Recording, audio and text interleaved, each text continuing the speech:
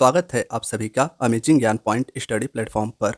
दोस्तों, आज के वीडियो में हम ट्रिक के साथ हिंदी के प्रमुख लेखक और उनकी रचनाओं को याद करेंगे। ठीक है, तो दोस्तों कोशिश यह कीजिएगा आप कि पेन और कॉपी लेकर बैठिएगा और जो भी रचना है उनके रचनाकार का नाम और ट्रिक को साथ ही साथ लिखते चलिएगा। तो चलिए दोस्तों, आज के वीडियो की शुरुआत हम करते हैं। फ्रेंड्स, वीडियो में सबसे पहले हम बात करेंगे हिंदी के महान रचनाकार मुंशी प्रेमचंद्र जी की।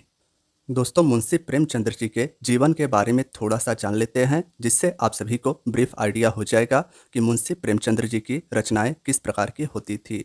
तो चलिए दोस्तों, स्टार्ट करते हैं मुंशी प्रेमचंद्र जी की रचनाओं से। फ्रेंड्स, मुंशी प्रेमचंद्र जी का जन्म उत्तर प्रदेश के वाराणसी में हुआ था। ठीक है, और इनका मूल नाम दोस्तों धनपत राय श्रीवास्तव था, इसे भी आप याद रखिएगा।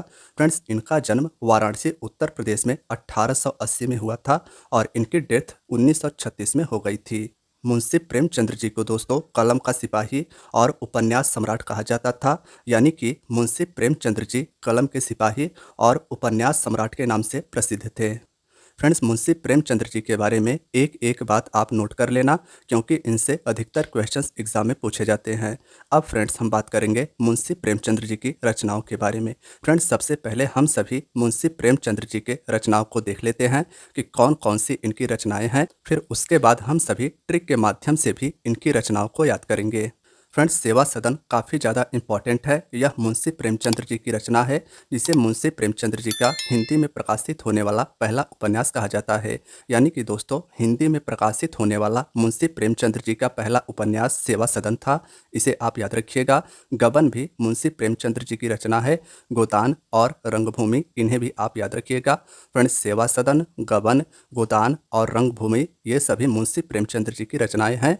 आगे इनकी रचनाओं की बात करें। फ्रेंड्स, इनके अन्य महत्वपूर्ण रचनाओं की बात करें तो कर्मभूमि, कायाकल्प, प्रेमाश्रय और मानसरोवर, ये भी धनपत राय श्रीवास्तव यानी मुंशी प्रेमचंद्र जी के महत्वपूर्ण रचनाएं हैं। फ्रेंड्स, आगे बात की जाए तो मुंशी प्रेमचंद्र जी की अन्य जो महत्वपूर्ण रचनाएं हैं इनकी बात करते हैं। मंगलसूत्र, फ्रेंड्स यह काफ़ी ज़्यादा इंपॉर्टेंट है। देखिए, पहले मैंने आपको बताया था सेवा सदन मुंशी प्रेमचंद्र जी का हिंदी में प्रकाशित होने वाला पहला उपन्यास था। जबकि बात करें दोस्तों मंगलसूत्र की, तो प्रेमचंद्र जी का यह आखिरी उपन्यास था और यह इनका अधूरा उपन्यास था। तो इसे आप विशेष तौर पर याद रखिएगा कि मंगलसूत्र मुंशी प्रेमचंद्र जी का अधूरा उपन्यास था। इस उपन्यास को इनके बेटों ने पूरा किया था। अन्य मुंशी प्रेमचंद्र जी के उपन्यास की बात करें तो करबला, कफन और ईदगाह, फ्रेंड्स इन्हें भी आप याद रखिएगा। दो और रचनाएं मुंशी प्रेमचंद्र जी की इम्पॉर्टेंट है फ्रेंड्स, पूस की रात और नमक का दरोगा, तो इन्हें भी आप इनके ही साथ याद कर लीजिएगा। फ्रेंड्स, अब हम आगे बात करेंगे मुंशी प्रेमचंद्र जी की रचनाओं को ट्रिक के साथ। फ्रेंड्स, अगर ट्रिक के माध्यम से हम मुंशी प्रेमचंद्र जी की रचनाओं को याद करें तो सबसे पहले आप सभी को जो भी मैं बोल रहा हूँ उसे नोट करते रहना है और अपने दिमाग में कहानी की तरह इसे याद भी करते रहना है। तो देखिए दोस्तों, हमारी जो मुंशी प्रेमचंद्र जी की रचनाओं को याद करने की ट्रिक है उसे शुरुआत करते हैं। फ्रेंड्स, आप सभी को पता होगा कि मानसरोवर झील यह तिब्बत में स्थित है। तो फ्रेंड्स, मानसरोवर झील के पास मुंशी प्रेमचंद्र जी ने एक गोदाम बनाया था। गोदाम मुंशी प्रेमचंद्र जी ने तिब्बत के मानसरोवर झील के पास बनाया था और फ्रेंड्स इसी में इन्होंने मंगलसूत्र को रखा था। ध्यान से सारी बातें याद करते चलिएगा। फ्रेंड्स, आखिरी में आप सभी को मुंशी प्रेमचंद्र जी के जितने भी महत्वपूर्ण रचनाएं हैं सभी याद हो जाएंगे। अब दोस्तों, मानसरोवर झील के पास जो गोदाम था तो उसमें मंगलसूत्र को मुंशी प्रेमचंद्र जी ने रखा था, इसीलिए वहाँ पर ये बहुत ज़्यादा मेहनत करते थे। तो इसलिए कर्मभूमि और रंगभूमि इनकी गोदाम वह बन गई थी। यानी मानसरोवर झील के पास जो इन्होंने गोदाम बनाया था वह इनकी कर्मभूमि और रंगभूमि थी। फ्रेंड्स, जैसे ही मुंशी प्रेमचंद्र जी ने गोदाम को अपना कर्मभूमि और रंगभूमि बनाया तो इस तरीके से इन्हें गोदाम से प्रेम हो गया, क्योंकि गोदाम में मंगलसूत्र रखा हुआ था। अब दोस्तों, जब मंगलसूत्र गोदाम में रखा गया था जिससे इनको प्रेम हो गया था, तो इन्होंने अब और ज़्यादा मेहनत करना शुरू कर दिया, यानी सेवा सदन, यानी इन्होंने सेवा और ज़्यादा करना शुरू कर दिया गोदाम का। तो दोस्तों, इससे गोदाम का कायाकल्प हो गया। मानसरोवर झील के पास गोदाम जो बना था उसमें मंगलसूत्र रखा हुआ था, इसीलिए मुंशी प्रेमचंद्र जी की यह कर्मभूमि बन गई थी और रंगभूमि थी। इसीलिए दोस्तों, इससे यानी गोदाम से मुंशी प्रेमचंद्र जी को प्रेम हो जाता है और ये और ज़्यादा मेहनत करने लगते हैं, यानी कि सेवा करने लगते हैं।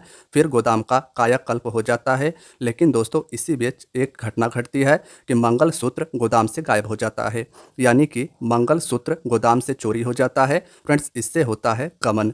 गबन याद रखिएगा मुंशी प्रेमचंद्र जी की रचना है। अब दोस्तों जब मुंशी प्रेमचंद्र जी के गोदाम से मंगलसूत्र गायब हो जाता है, और कब गायब होता है तो पूस की रात में। फ्रेंड्स मुंशी प्रेमचंद्र जी की जो मंगलसूत्र गायब हुई थी वह पूस की रात को गायब हुई थी। अब जब मंगलसूत्र गायब हो गया है दोस्तों, तब मुंशी प्रेमचंद्र जी पुलिस के पास जाते हैं। पुलिस इन्हें दरोगा के पास ले जाता है। वहाँ पर दोस्तों दरोगा से इनकी खास पहचान थी, तो इसीलिए मुंशी प्रेमचंद्र जी ने दरोगा को चाय वाय पिलाया, कुछ नाश्ता वास्ता कराया। तो अब दोस्तों जब चाय वाय मुंशी प्रेमचंद्र जी ने दरोगा को पिला दिया, तो अब दरोगा का यह फर्ज होता है कि वह अपना कर्ज उतारे। तो नमक का कर्ज इस प्रकार से दरोगा उतारता है और चोर को गोली मार देता है। फ्रेंड्स अब जब चोर को गोली मार देता है दरोगा, तब उसकी मृत्यु हो जाती है। अब मृत्यु जब हो जाती है दोस्तों, तो चोर को करबला ले जाया जाता है। करबला दोस्तों इस्लाम धर्म का पवित्र स्थल है। वहाँ पर इसे दफनाने के लिए करबला ले जाया जाता है।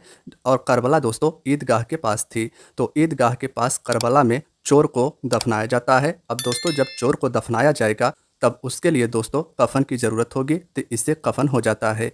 तो फ्रेंड्स आशा है मुझे कि आप सभी को मुंशी प्रेमचंद्र जी की जितनी भी महत्वपूर्ण रचनाएं हैं वे अच्छे से याद हो गई होंगी। फ्रेंड्स मेरा आप सभी से अनुरोध है कि अगर आपको वीडियो अच्छी लग रही हो तो वीडियो को लाइक कीजिएगा, चैनल पर नए हैं तो चैनल को सब्सक्राइब भी कर लीजिएगा, और अपने दोस्तों यारों मित्रों के साथ भी इस वीडियो को जरूर शेयर करना। फ्रेंड्स अब आगे बात करें अन्य लेखक की, तो देखिए अन्य लेखक हमारे हैं जयशंकर प्रसाद जी। जयशंकर प्रसाद जी भी दोस्तों काफ़ी ज़्यादा इंपॉर्टेंट है हमारे एग्ज़ाम के लिए। यहाँ से क्वेश्चंस काफ़ी ज़्यादा आपके एग्ज़ाम में पूछा जाता है। फ्रेंड्स बात करें कुछ जयशंकर प्रसाद जी की, तो जयशंकर प्रसाद जी छायावादी युग के लेखक थे, यह आपको याद रखना है। फ्रेंड्स छायावादी युग के 4 स्तंभों में से एक जयशंकर प्रसाद जी को माना जाता है। इनका जन्म 1889 में हुआ था और इनकी डेथ दोस्तों 1937 में हो गई थी। फ्रेंड्स जयशंकर प्रसाद जी को आधुनिक कविता के सुमेरु के नाम से जाना जाता है, यानी कि दोस्तों जयशंकर प्रसाद जी आधुनिक कविता के सुमेरु के नाम से प्रसिद्ध थे। अब इनकी महत्वपूर्ण रचनाओं को देख लेते हैं। तो फ्रेंड्स फर्स्ट ऑफ ऑल आपको याद रखना है कमायनी, यह भी काफ़ी ज़्यादा इंपॉर्टेंट है। फ्रेंड्स जिस प्रकार से हम लोगों ने मुंशी प्रेमचंद्र जी के रचनाओं को ट्रिक के माध्यम से याद किया, ठीक उसी प्रकार से जयशंकर प्रसाद जी की भी रचनाओं को याद करेंगे। सबसे पहले आप इनके सभी रचनाओं को देख लीजिए, फिर ट्रिक के माध्यम से भी याद करेंगे। कमायनी दोस्तों जयशंकर प्रसाद जी की रचना है और यह जयशंकर प्रसाद जी की सबसे महत्वपूर्ण कृति मानी जाती है। फ्रेंड्स यह एक महाकाव्य है, इसे भी आप याद रखिएगा। इसमें मनु और श्रद्धा के बीच की प्रेम कथा को सुंदरता से जयशंकर प्रसाद जी ने अभिव्यक्त किया है। फ्रेंड्स अन्य जो महत्वपूर्ण रचनाएं जयशंकर प्रसाद जी की हैं वे हैं तितली, कंकाल, इरावती, इन्हें आप नोट कर लीजिएगा। अब अन्य जो जयशंकर प्रसाद जी की रचना है उनकी बात करते हैं, तो चंद्रगुप्त, ध्रुव सौमनी, स्कंदगुप्त और झरना ये भी जयशंकर प्रसाद जी की महत्वपूर्ण रचनाएं हैं।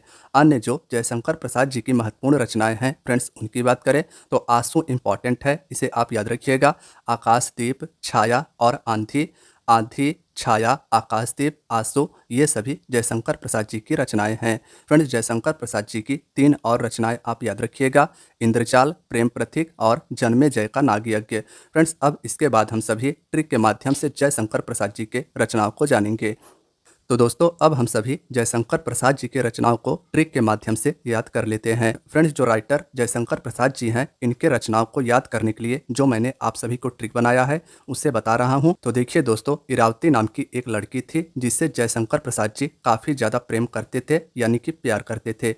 इरावती और प्रेम पथिक जयशंकर प्रसाद जी की रचना है। यहाँ पर दोस्तों इरावती नाम की हमने लड़की को लिया है जयशंकर प्रसाद जी के रचनाओं को याद करने के लिए। इरावती नाम के लड़की से जयशंकर प्रसाद जी प्रेम करते थे, प्रेम से हो गया प्रेम पथिक। फ्रेंड्स जैसा कि मैंने आपको बताया जयशंकर प्रसाद जी इरावती नाम के लड़की से प्रेम करते थे, लेकिन किसी कारणवश जयशंकर प्रसाद जी से इरावती दूर हो जाती है। अब जब इरावती जयशंकर प्रसाद जी से दूर हो जाती है तो फ्रेंड्स जयशंकर प्रसाद जी रोने लगते हैं और रोते हुए इनके आंखों से आंसू आ जाता है। दोस्तों अब जब जयशंकर प्रसाद जी के आंखों में आंसू आ जाता है तो वे इससे काफ़ी ज़्यादा दुखी भी होते हैं और इनके दिमाग में एक आइडिया आता है कि क्यों ना हम जिस राज्य में रहते हैं वहाँ के राजा से बात करें कि राजा राजा का नाम दोस्तों यहाँ पर चंद्रगुप्त मौर्य था। यहाँ पर आपको चंद्रगुप्त मौर्य रिलेट करके याद कर लेना है कि क्यों न चंद्रगुप्त मौर्य से बात की जाए इरावती के बारे में, कि चंद्रगुप्त मौर्य के सहयोग से इरावती को खोजा जाए। फ्रेंड्स, जब चंद्रगुप्त मौर्य के पास जयशंकर प्रसाद जी जाते हैं तब जयशंकर प्रसाद जी इरावती का पता करवाते हैं। तो इरावती का पता यह चलता है कि यह पड़ोस के राज्य में यानी पड़ोसी राजा के जिनका नाम था ध्रुव सौमनी उनके राज्य में है। तो इससे दोस्तों ध्रुव सौमनी रचना याद रखिएगा जयशंकर प्रसाद जी का है।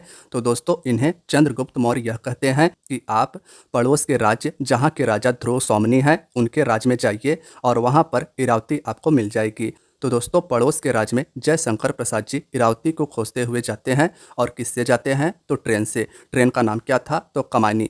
कमायनी से होते हुए जयशंकर प्रसाद जी पड़ोस के राजा ध्रुव सौमनी के राज्य में जाते हैं। तो रास्ते में इन्हें तितली मिलती है और झरना, ये सभी देखने को मिलता है। इससे तितली झरना याद कर लीजिएगा। अब दोस्तों जब जयशंकर प्रसाद जी पड़ोस के राजा के जिनका नाम ध्रुव सौमनी था उनके राज्य में पहुंचते हैं तो वे मदद लेते हैं ध्रुव सौमनी के भाई स्कंदगुप्त से।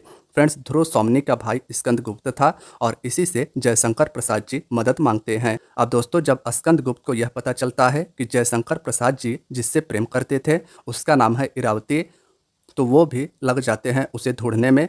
लेकिन दोस्तों स्कंदगुप्त को भी इरावती के बारे में कुछ पता नहीं चलता है। फ्रेंड्स, अब जब स्कंदगुप्त को भी इरावती के बारे में कुछ पता नहीं चलता है तो फिर जयशंकर प्रसाद जी को स्कंदगुप्त यह सलाह देता है कि वह करवाए जन्मेजय का नाग यज्ञ। तो इस तरीके से जन्मेजय का नाग यज्ञ होता है। फ्रेंड्स, अब जब जन्मेजय का नाग यज्ञ हो रहा था तो फिर काफ़ी ज़्यादा वहाँ पर अंधेरा हो जाता है और छाया भी हो जाता है। वहाँ पर आंधी और पानी भी आने लगती है और दोस्तों इंद्रजाल जैसा कुछ चमकता है और वहाँ पर काफ़ी ज़्यादा कंकाल भी दिखने लगता है। कंकाल तो दिखता है लेकिन दोस्तों इससे जयशंकर प्रसाद जी थोड़ा सा भी विचलित नहीं होते और इस तरीके से इनका जन्मेजय का नाग यज्ञ संपन्न होता है और आकाश फिर से प्रज्वलित हो जाता है यानी आकाश दीप हो जाएगा। अब दोस्तों जब आकाश प्रज्वलित हो जाता है यानी कि जन्मेजय का नाग यज्ञ संपन्न होता है और इस तरीके से इरावती जयशंकर प्रसाद जी के सामने दिखती है। तो इस तरीके से आपका कहानी संपन्न हुआ। तो दोस्तों आशा है जिस प्रकार से आपने प्रेमचंद्र जी की रचनाओं को याद किया था ठीक उसी प्रकार से इस ट्रिक के माध्यम से आप जयशंकर प्रसाद जी के भी रचनाओं को याद कर लिए होंगे। फ्रेंड्स, आगे अब हम अगले लेखक की बात करेंगे। फ्रेंड्स, अब जो हमारी अगली लेखिका हैं उनका नाम है महादेवी वर्मा। महादेवी वर्मा जी का दोस्तों जन्म 1907 में हुआ था और इनकी डेथ 1987 में हो गई थी। फ्रेंड्स, इन्हें आधुनिक युग का मीरा भी कहा जाता है यानी कि महादेवी वर्मा जी आधुनिक युग के मीरा के नाम से प्रसिद्ध थी। अब इनके रचनाओं की बात करें तो यामा, यह काफ़ी ज़्यादा फ्रेंड्स इंपॉर्टेंट है। यामा रचना यानी यामा पुस्तक की लेखिका महादेवी वर्मा जी थे। दीपशिखा, सांध्य गीत और निहार, निहार, सांध्य गीत, दीपशिखा और यामा, फ्रेंड्स ये सभी रचनाएं महादेवी वर्मा जी की हैं। महादेवी वर्मा जी की अन्य रचनाओं को देखते हैं तो फ्रेंड्स निर्जा, यह भी इम्पॉर्टेंट है, इसे आप नोट कर लीजिएगा। रश्मि, अतीत के चलचित्र, दीपशिखा, तो इसे भी आप याद रखिएगा। दीपशिखा, अतीत के चलचित्र, रश्मि, निर्जा, ये सभी रचनाएं दोस्तों महादेवी वर्मा जी की हैं और इन्हें आधुनिक युग के मीरा के नाम से जाना जाता था यानी कि आधुनिक युग की मीरा यह महादेवी वर्मा जी का उपनाम था। फ्रेंड्स, अब हम बात करेंगे नेक्स्ट हमारे लेखक की। हमारे जो अगले महत्वपूर्ण लेखक हैं उनका नाम है रामचंद्र शुक्ल। रामचंद्र शुक्ल का दोस्तों जन्म 1882 यानी 1882 में हुआ था और दोस्तों इनका डेथ 1941 में हो गया था। ये मुनि मार्ग के हिमायती के नाम से प्रसिद्ध थे, तो यह भी आप याद रखिएगा। उपनाम कई बार एग्जाम्स में पूछ लिया जाता है कि बताइए रामचंद्र शुक्ल जी का उपनाम क्या है। मुनि मार्ग के हिमायती के नाम से रामचंद्र शुक्ल जी प्रसिद्ध थे। इनकी रचनाओं की बात करें तो चिंतामणि, यह काफ़ी ज़्यादा महत्वपूर्ण है, कई एग्जाम में पूछा गया है। रसमीमांसा, त्रिवेणी, हिंदी का साहित्य, इनके आप दोस्तों 4 प्रमुख रचनाओं को याद रखिएगा, ये काफ़ी ज़्यादा महत्वपूर्ण है। फ्रेंड्स, हमारे अगले जो महत्वपूर्ण लेखक हैं उनका नाम है रामधारी सिंह, जिन्हें हम दिनकर के नाम से भी जानते हैं। फ्रेंड्स, रामधारी सिंह दिनकर जी का जन्म 1908 में हुआ था और इनकी भी डेथ 1974 में हो गई थी। ये दोस्तों दिनकर और आग और राग का कवि के नाम से प्रसिद्ध थे, तो इनके उपनाम भी आप याद रखिएगा। अब इनके रचनाओं की बात करें तो उर्वशी, हुंकार, रेणुका और कुरुक्षेत्र। फ्रेंड्स, आप सभी को बताना चाहता हूँ कि दिनकर जी वीर रस के कवि माने जाते थे। इनकी जो रचनाएं होती थी उनमें ज़्यादातर वीर रस के भाव उत्पन्न होते थे। उर्वशी, हुंकार, रेणुका, कुरुक्षेत्र ये सभी दोस्तों रामधारी सिंह दिनकर जी की रचनाएं हैं। रामधारी सिंह दिनकर जी की दो और महत्वपूर्ण रचनाएं हैं, रश्मि रथी और द्वंद्व गीत, तो इन्हें भी आप नोट कर लीजिएगा। फ्रेंड्स, अन्य बात करें तो हमारे अगले लेखक हैं सुमित्रा नंदन पंत जी। फ्रेंड्स, सुमित्रा नंदन पंत जी को प्रकृति का सुकुमार कवि कहा जाता है। काफ़ी ज़्यादा महत्वपूर्ण है, कई एग्जाम में पूछा गया है कि बताइए प्रकृति का सुकुमार कवि किसे कहते हैं, तो सुमित्रा नंदन पंत जी को। फ्रेंड्स, इनका जन्म 1900 ईस्वी में हुआ था और इनकी मृत्यु 1977 में हो गई थी। अब इनके रचनाओं को देख लेते हैं। तो इनकी रचनाओं में प्रमुख है चिदंबरा, कई एग्जाम में यह पूछा गया है। फ्रेंड्स, कला और बूढ़ा चाँद यह भी सुमित्रा नंदन पंत जी की प्रमुख रचना है। युगवाणी, ग्राम्या, इन्हें भी आप याद रखिएगा। देखिए दोस्तों, सुमित्रा नंदन पंत जी की अन्य जो महत्वपूर्ण रचनाएं हैं वे हैं वीणा, स्वर्णधूलि, पल्लव और युगांत। तो ये चार और जो महत्वपूर्ण रचनाएं हैं सुमित्रा नंदन पंत जी की, इन्हें भी आप याद रखिएगा। फ्रेंड्स, चार और याद रखिएगा, यानी कि टोटल महत्वपूर्ण 12 रचनाएं सुमित्रा नंदन पंत जी की हैं। 8 मैंने आपको पीछे बता दिया है, 4 और हैं जिन्हें आपको याद रखना है। स्वर्ण किरण, लोकायतन, युगवाणी और युगपथ। फ्रेंड्स, युगपथ, युगवाणी, लोकायतन, स्वर्ण किरण ये सभी रचनाएं प्रकृति के सुकुमार कवि सुमित्रा नंदन पंत जी की है। नेक्स्ट है दोस्तों हमारे लेखक सुभद्रा कुमारी चौहान जी। सुभद्रा कुमारी चौहान जी भी काफ़ी ज़्यादा महत्वपूर्ण है हमारे एग्जाम के लिए। फ्रेंड्स, इनका जन्म 1904 में हुआ था और इनकी मृत्यु 44 वर्ष की उम्र में 1948 में हो गई थी। इनकी एक महत्वपूर्ण कृति है जिसका नाम है झांसी की रानी। फ्रेंड्स, यह काफ़ी ज़्यादा महत्वपूर्ण और फेमस कृति है सुभद्रा कुमारी चौहान जी की, जिसका नाम है झांसी की रानी। इनकी अन्य जो महत्वपूर्ण पुस्तकें हैं बिखरे मोती, मुकुल और त्रिधारा, इन्हें भी आप नोट कर लीजिएगा। फ्रेंड्स, आगे जो हमारे अन्य महत्वपूर्ण लेखक हैं उनका नाम है सूर्यकांत त्रिपाठी। दोस्तों, सूर्यकांत त्रिपाठी जी का जन्म 1899 में हुआ था और इनकी मृत्यु 1961 में हो गई थी। ठीक है दोस्तों, अगर बात करें इनके उपनाम की तो महाप्राण और निराला के नाम से ये प्रसिद्ध थे। तो इनके उपनाम याद रखिएगा। सूर्यकांत त्रिपाठी जी को महाप्राण और निराला के नाम से जाना जाता था। फ्रेंड्स, अब इनके महत्वपूर्ण रचनाओं की बात करते हैं तो अनामिका, परिमल, तुलसीदास, कुकुरमुत्ता यह काफ़ी ज़्यादा इंपॉर्टेंट है। कुकुरमुत्ता, तुलसीदास, परिमल, अनामिका ये सभी रचनाएं सूर्यकांत त्रिपाठी जी की हैं। फ्रेंड्स, सूर्यकांत त्रिपाठी जी के अन्य महत्वपूर्ण रचनाओं को भी देख लेते हैं तो गीतिका, तोड़ती पत्थर, अप्सरा, काले कारनामे, अप्सरा, तोड़ती पत्थर, गीतिका ये भी दोस्तों सूर्यकांत त्रिपाठी यानी निराला जी की रचनाएं हैं। फ्रेंड्स, अब हम आगे बात करेंगे हरिवंश राय बच्चन जी की। फ्रेंड्स, हरिवंश राय बच्चन जी की भी रचनाएं काफ़ी ज़्यादा हमारे एग्जाम में पूछी जाती हैं। इनका जन्म दोस्तों इलाहाबाद में 1907 में हुआ था और इनकी मृत्यु 2003 में हो गई थी। फ्रेंड्स, ये यानी हरिवंश राय बच्चन जी हालावादी कवि के नाम से प्रसिद्ध थे, तो इनका उपनाम भी याद रखिएगा। अब बात करते हैं हरिवंश राय बच्चन जी के प्रमुख रचनाओं की। तो मधुशाला, यह तो आपको पता होगा फ्रेंड्स। मधुशाला हरिवंश राय बच्चन जी की एक फेमस कृति है। क्या भूलूं क्या याद करूं, यह भी इम्पॉर्टेंट है। क्या भूलूं क्या याद करूं, मधुशाला, मधुकलेश, निशा निमंत्रण ये सभी हरिवंश राय बच्चन जी की महत्वपूर्ण कृतियां हैं।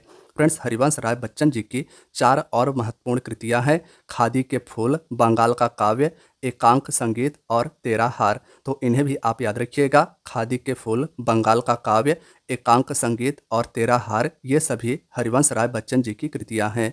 फ्रेंड्स, अगले हमारे महत्वपूर्ण लेखक का नाम है मैथिली शरण गुप्त। दोस्तों, मैथिली शरण गुप्त जी को राष्ट्र कवि और दद्दा के नाम से जाना जाता था, यानी कि मैथिली शरण गुप्त जी राष्ट्र कवि और दद्दा के नाम से फेमस थे। फ्रेंड्स, इनका जन्म 1886 में हुआ था और इनकी मृत्यु 1964 में हो गई थी।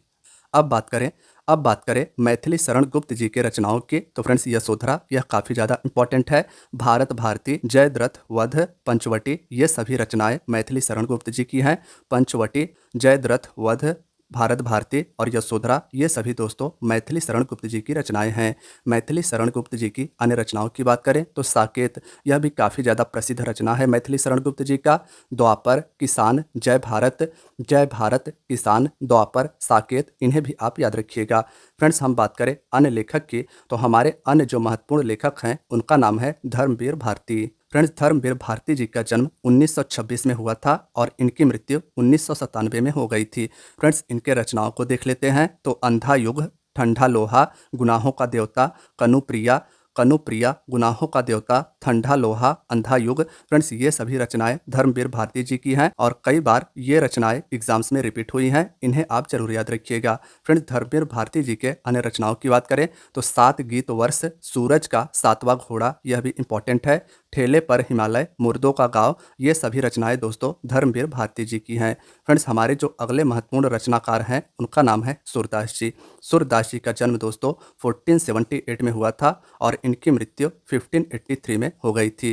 दोस्तों सूरदास जी को अष्टछाप का जहाज कहा जाता था, तो अष्टछाप के जहाज के नाम से प्रसिद्ध कौन थे? सूरदास जी। इनके रचनाओं को देख लेते हैं तो सुर सागर, सुर पच्चीसी, सुर सरावली, साहित्य लहरी, ये सभी दोस्तों महत्वपूर्ण रचनाएं सूरदास जी की हैं। सूरदास जी के अन्य रचनाओं को देख लेते हैं तो गोवर्धन लीला, फ्रेंड्स नल दमयंती, ब्याहलो, ये सभी रचनाएं भी सूरदास जी की हैं। सूरदास जी को अष्टछाप का जहाज कहा जाता है। फ्रेंड्स आगे बात करें तो आगे नंबर आता है अयोध्या सिंह उपाध्याय जी का, जिन्हें हम प्यार से हरि औध कहते हैं। अयोध्या सिंह उपाध्याय जी को कवि सम्राट और हरि औध कहा जाता था। फ्रेंड्स इनके अगर जन्म को देखें तो 1865 में इनका जन्म हुआ था और इनका डेथ 1947 में हो गया था। इनकी प्रमुख रचनाएं हैं प्रिय प्रवास, वैदेही वनवास, चोखे चौपदे और पद्म प्रसून। तो इनकी रचनाओं को फ्रेंड्स आप याद रखिएगा।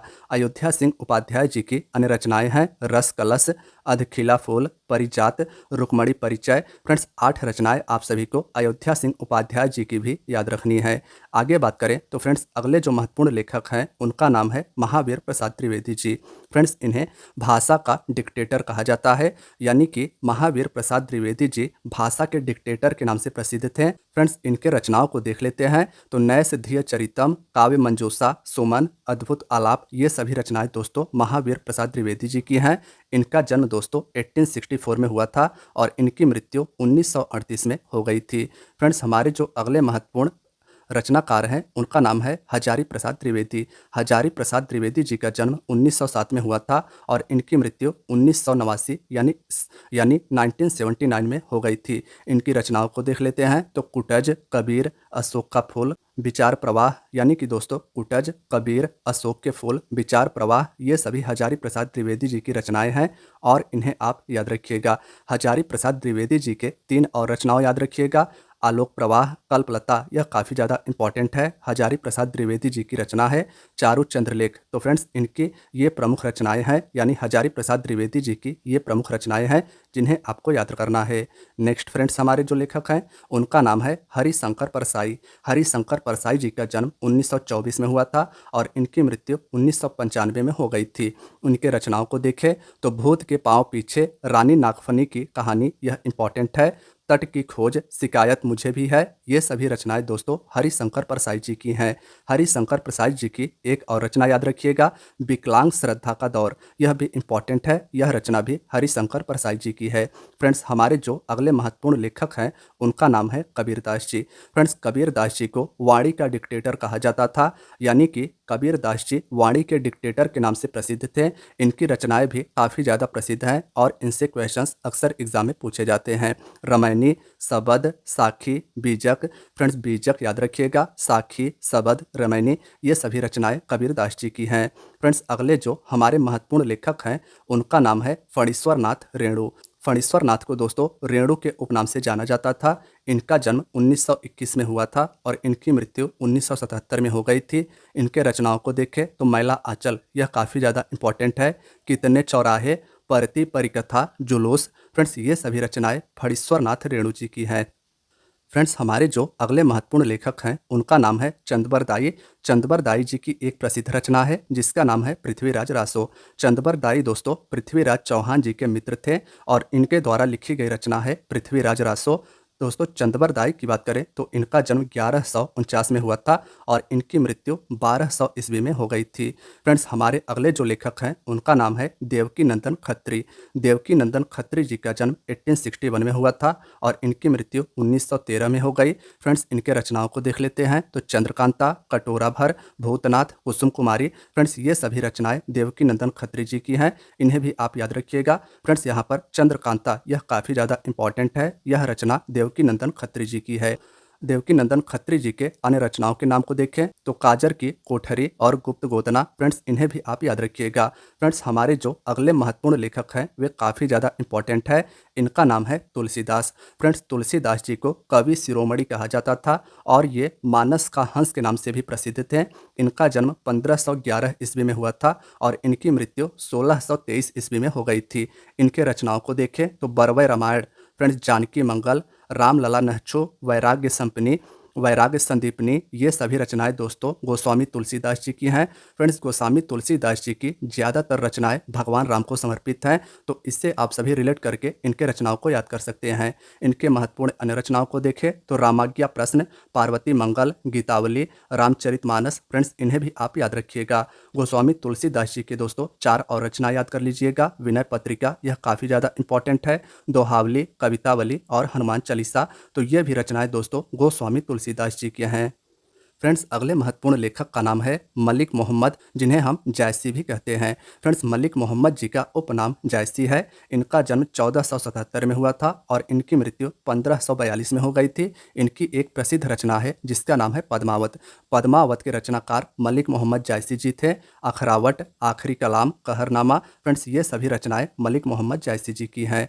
कालिदास जी की बात करें तो फ्रेंड्स कालिदास जी गुप्त साम्राज्य के एक महान कवि थे। ये दोस्तों गुप्त साम्राज्य में 9 रत्नों में से एक भी थे, तो इसे आप याद रखिएगा। इनकी रचनाओं को देख लेते हैं तो अभिज्ञान शकुंतलम, यह काफ़ी ज़्यादा इंपॉर्टेंट है। कुमार संभवम, रघुवंशम, मेघदूतम, फ्रेंड्स कालिदास जी के जितने भी रचनाएं हैं उनमें आखिर में ज़्यादातर म शब्द आता है, तो इससे भी आप रिलेट करके याद कर सकते हैं। फ्रेंड्स इनके जो अन्य महत्वपूर्ण रचनाएं हैं उन्हें भी आप नोट कर लीजिएगा। ऋतु संहार और मालविकाग्निमित्रम। मालविकाग्निमित्रम काफ़ी ज़्यादा इंपॉर्टेंट है। फ्रेंड्स यह कालिदास जी की रचना है। तो दोस्तों आज की आपकी वीडियो यहीं तक थी।